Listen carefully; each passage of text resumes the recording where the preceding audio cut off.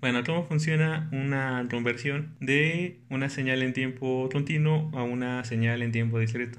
Primero, para ello debemos definir sistema. Bueno, un sistema realiza un proceso sobre una entrada.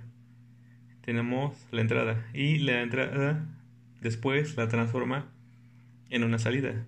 Quiere decir que le hace una modificación a la señal original dentro de esa especie de caja negra y después obtenemos una señal de salida. Ejemplos de sistemas tenemos muchos, ¿no? Donde aplicamos diferentes entradas o una sola entrada. Un ejemplo de ellos podría ser una licuadora o una lavadora, donde por ejemplo en la licuadora tenemos como entrada los ingredientes de la mejor, no sé, algún alimento que vayamos a hacer. Entonces a la hora de aplicar las señales, que sería operar los botones, vamos a hacer que funcione el motor y las aspas, y esto va a transformar nuestros valores de entrada en una salida. En este caso tendríamos la fuente de la señal original. Después tendremos un transductor. El transductor es un equipo electrónico que va a transformar la señal analógica que viene de una fuente física en impulsos eléctricos. Aquí tenemos nuestros impulsos eléctricos. Es una señal en tiempo continuo. Después va a pasar a otro equipo que se llama muestreador, y este a su vez lo va a transformar en una señal eléctrica, pero con la diferencia de que aquí teníamos valores continuos, acá vamos a tener valores en algunos instantes de tiempo. Esto ya se trata como una señal discreta. Después sigue el proceso de cuantificar. Quiere decir que va a reorganizar estas muestras y les va a asignar valores.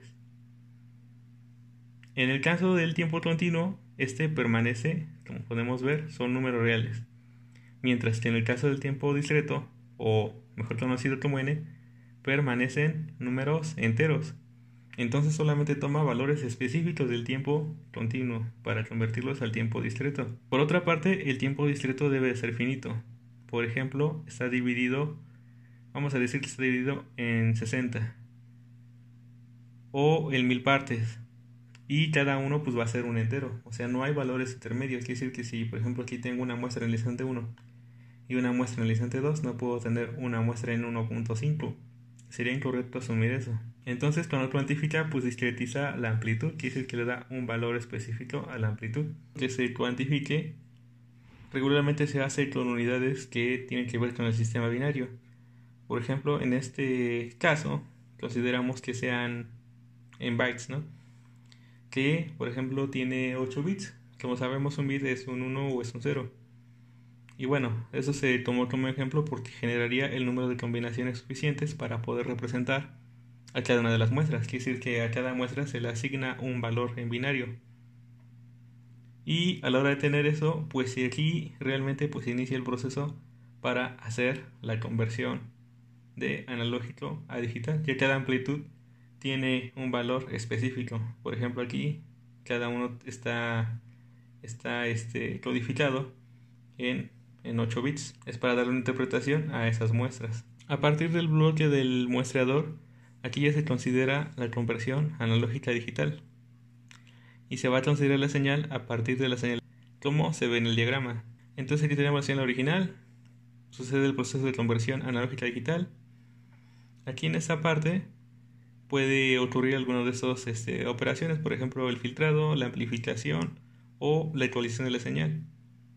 Y puede ocurrir también una señal de digital a analógico.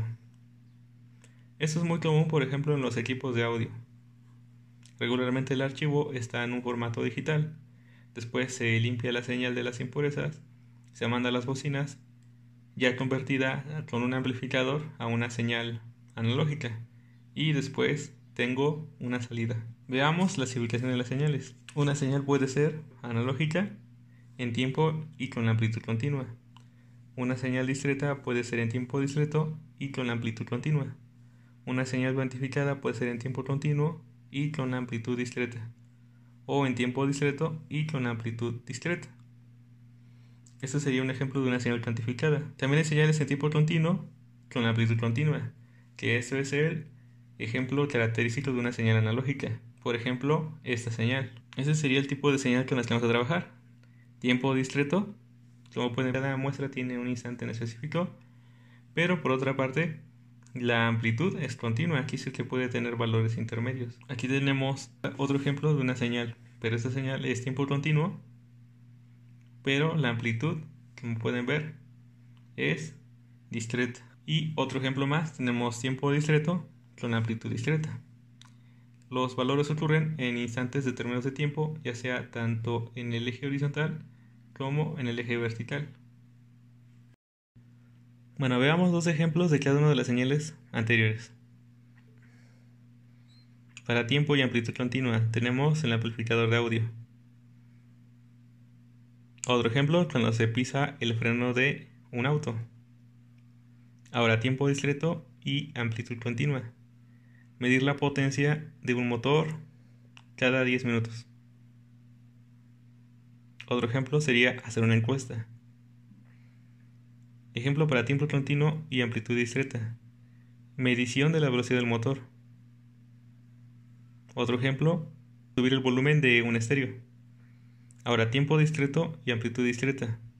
Contar el número de piezas que se producen cada 30 minutos. Aquí otro ejemplo que podríamos citar podría ser el índice de la población, porque a determinados instantes de tiempo tenemos cierta cantidad de individuos en una población. Ese sería el ejemplo para complementar tiempo discreto y amplitud discreta. Veamos otros tipos de señales. Ejemplo, señales unidimensionales o multicanales. Las señales multicanales son señales que la fuente proviene de múltiples variables independientes o que genera múltiples variables independientes. Podemos citar, por ejemplo, alguna señal de audio de algún teatro en casa. Por ejemplo, algunos sistemas de audio, la forma que manejan es 5 canales y un grave, por eso el nombre de 5.1. Incluso hay sistemas que manejan 7 canales y un grave o 2 graves, por eso algunos sistemas son 7.1 o 7.2 o 6.1, 6.2. A eso se refiere el punto 1, el punto 2, se refiere a que hay una señal que va hacia un buffer, el cual pues genera los graves en la señal de salida. La señal de múltiples canales está guardada en algún medio digital que hace que a la hora de llegar a los amplificadores ésta se reparta a las diferentes bocinas que conforman este dispositivo. Otro tipo de señales son las unidimensionales, quiere decir que depende de una sola variable independiente en el tiempo, como por ejemplo el sonido. Aquí podríamos dar como ejemplo a los sistemas mono, quiere decir que solamente tiene una única señal de salida. Veamos ahora las señales bidimensionales. Dependen estas de dos variables, como por ejemplo puede ser variable X, variable Y. En este caso están las imágenes, que a ciertas coordenadas se representa, por ejemplo, un píxel. Incluso también hay señales que tienen múltiples variables, pueden ser bidimensionales o tridimensionales. Regularmente esto se aplica más al que con una simple combinación de las coordenadas tendría yo 3 salidas. Una podría ser la posición en el ancho, en el alto, y otra podría ser el color que tendría un LED en una pantalla. Esa variación en el píxel pues sería la tercera señal. Ahora, señales tridimensionales, como su nombre lo dice, requiere de 3 variables. Aquí podemos encontrar al video y se agrega al tiempo. Bueno, esto ya lo había explicado, que tiene que ver, por ejemplo, cómo va cambiando un píxel de color en determinado tiempo para generar precisamente esas 3 variables. Por otro lado, tenemos las señales deterministas. Eso se refiere a que se pueden expresar a través de una función matemática o una forma de representarlo matemáticamente. Por ejemplo, tenemos aquí y de t igual a un medio seno de 2pi por t menos coseno de 5pi por t. Es una señal que tiene 2 componentes, pero estas están dadas a través de una fórmula matemática.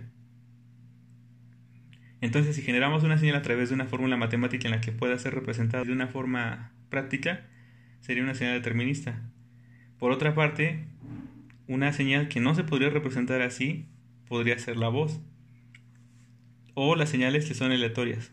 Por ejemplo, señales aleatorias no se pueden expresar de forma matemática y pues resultan inestables, ¿no? Una de este tipo de señales sería el ruido, que generalmente está asociado a las interferencias. Se puede deducir los efectos que produce a través de formas matemáticas más complejas, como las series y las transformadas de Fourier, para lograr encontrar una aproximación a ellas. Sin embargo, no las representa en su totalidad. Las señales también tienen simetría. Hay dos tipos de simetría. Una que se llama par. La simetría par nos vamos a dar cuenta porque es un tipo de señal que si yo la doblo desde el origen en forma vertical, se refleja lo mismo tanto en la parte de los números positivos que en los negativos. La doblamos de esta forma y lo que se refleja de este lado y lo que se refleja del otro va a ser lo mismo. Por lo tanto se dice que tiene simetría par. Simetría impar es cuando la señal va a tener 0 en el origen. Aquí, por ejemplo, este ejemplo es muy típico verlo en las ondas seno, que empieza así, pasa por el origen y se refleja acá. Es decir, que tenemos simetría impar. Por ejemplo, tenemos algo aquí y algo acá, o lo podemos tener aquí y acá. Entonces lo que yo tengo aquí lo voy a tener en su lado contrario. Si lo tengo aquí, lo voy a tener acá. Si lo tengo aquí, va a ser acá. Entonces eso se denomina simetría impar. Eso quiere decir que lo que tenía de un lado se va a reflejar pero invertido en el otro. Ejemplo, onda seno. Tenemos negativo aquí, o tenemos positivo acá. O si tenemos positivo aquí, vamos a tener negativo acá. Cualquier señal se puede descomponer en una parte par y una parte impar.